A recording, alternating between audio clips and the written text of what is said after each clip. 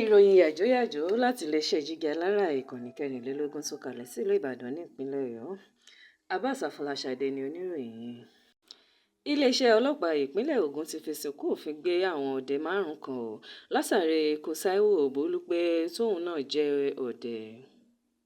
ASP Ọmọlọ́lá Odùtọ́lá alukoro ọlọ́pàá Ògùn fìdí èyí múlẹ̀ nínú àtẹ̀jáde tó fi síta lọ́jọ́ Ìṣẹ́gun ọjọ́ 26 oṣù kẹta ọdún 2025. Odùtọ́lá ṣàlàyé pé àwọn ọdẹ náà ló lọ dẹ̀gbẹ́ lágbègbè Ajínáwó ní ìlú Ìmáṣàyí èyí tó wà ní ìjọba ìbílẹ̀ Yewa ní ìpínlẹ̀ Ògùn. Gẹ́gẹ́ bó ṣe wí ọjọ́ àìkú ọjọ́ 16 oṣù kẹta ni wọ́n ṣàdédé lọ sí inú igbó náà. CSP Odùtọ́lá ṣàlàyé pé ẹran tí wọ́n lé láti pa ni Táíwò fẹ́ lọ mú tí ìbọn fi ṣe èsì bá. Ìṣẹ̀lẹ̀ yìí wáyé ní nǹkan bíi aago 3 ọ̀sán. A gbọ́ pé ìbọn tó gbé séjìká rẹ̀ ló yọbọ tó sì ṣèèṣì yìn mọ́ ìbọn náà ló bá níbi ọrùn àti agbọ̀n ìsàlẹ̀ rẹ̀ bẹ́ẹ̀ ló sì dágbére fáyé pẹ̀lú gbogbo ìgbìyànjú àwọn ọlọ́dẹ ẹgbẹ́ rẹ̀ láti dóòlà ẹ̀mí rẹ̀.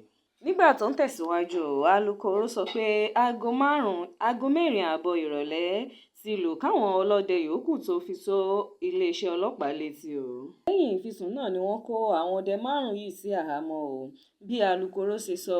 Odùtọ́lá sọ pé ìwádìí ń tẹ̀síwájú lórí ìṣẹ̀lẹ̀ ọ̀hún.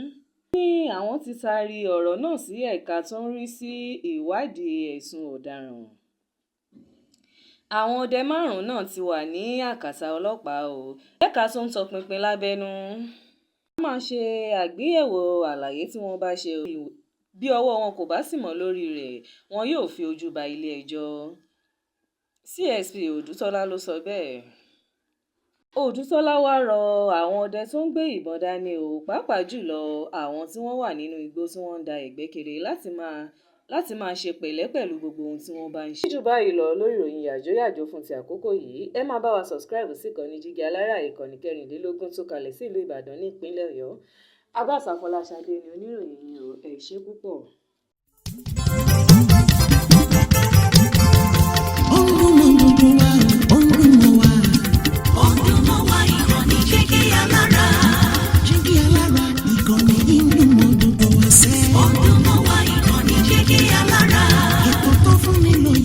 Ètò tó wà ní lọ́yẹ̀ wà ń bẹ̀. Ọdún mọ́ wá ìkànnì Jígí Alára. Ìròyìn lóríṣiríṣi tàbí mọ́ bó ṣe ń lọ láwùjọ.